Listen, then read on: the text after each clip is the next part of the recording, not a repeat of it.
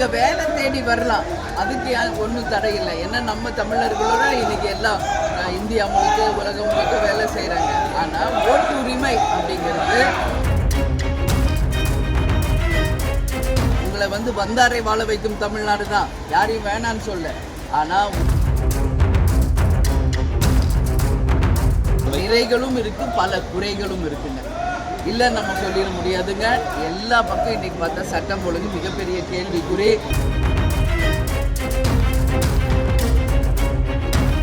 இங்க வேலை தேடி வரலாம், அதுக்கு ஒன்றும் தடை இல்லை. ஏன்னா நம்ம தமிழர்களோட இன்னைக்கு எல்லாம் இந்தியா முழுக்க உலகம் முழுக்க வேலை செய்கிறாங்க.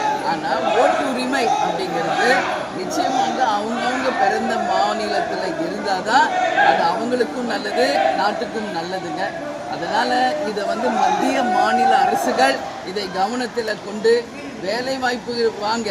உங்களை வந்தாரை வாழ வைக்கும் தமிழ்நாடு தான், யாரையும் வேணான்னு சொல்ல. ஆனால் ஓட்டுரிமை என்பது அந்தந்த மாநிலத்தில் இருந்தால்தான் அது நல்லதாக இருக்கும் அப்படின்றது தான் எங்கள் கருத்து. தமிழக அரசோட 4 வருஷ செயல்பாடுகள் பற்றி மேடம் அதான் நான் அன்றைக்கே உங்ககிட்ட எல்லாருக்கிட்டையுமே சொன்னேன்.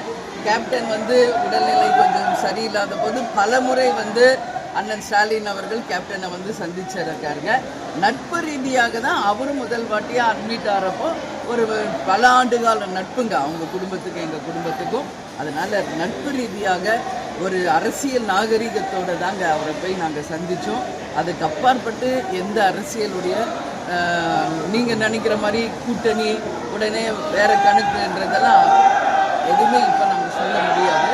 அதனால் நான் ஏற்கனவே உங்களுக்கு சொன்ன மாதிரி எங்கள் கட்சியினுடைய வளர்ச்சி, எங்கள் கட்சியினுடைய வளர்ச்சிக்கான ஃபோக்கஸ் தான் இப்போ பண்ணிக்கிட்டு இருக்கோம். எங்களுடைய மாநாடு ஜனவரி 9 கடலூரில், அன்றைக்கும் ஒரு தெளிவாக நாங்கள் மேடம் 4 ஆண்டு திமுக ஆட்சியோட செயல்பாடுகள் மக்களுக்கு எப்படி இருக்குன்னு நீங்கள் நினைக்கிறீங்க? உங்களோட கட்சியோட பார்வை. நிறைகளும் இருக்குது, பல குறைகளும் இருக்குங்க. இல்லை நம்ம சொல்லிட முடியாதுங்க. எல்லா பக்கம் இன்றைக்கி பார்த்தா சட்டம் ஒழுங்கு மிகப்பெரிய கேள்விக்குறி.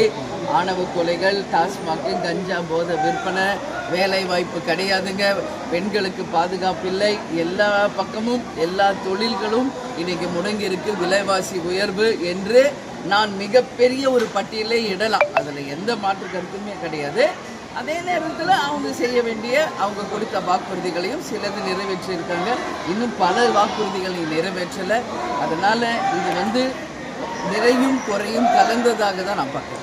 உங்களோட சுற்றுப்பயணத்திலே மின்சாரம் கட் பண்ணியிருக்காங்க அந்த கும்பிடி இதில், அதை பற்றி இது நாங்கள் 20 வருஷமாக பார்த்துக்கிட்டு இருக்கோம். எங்களுக்கு இது எதுவுமே புதுசு இல்லைங்க.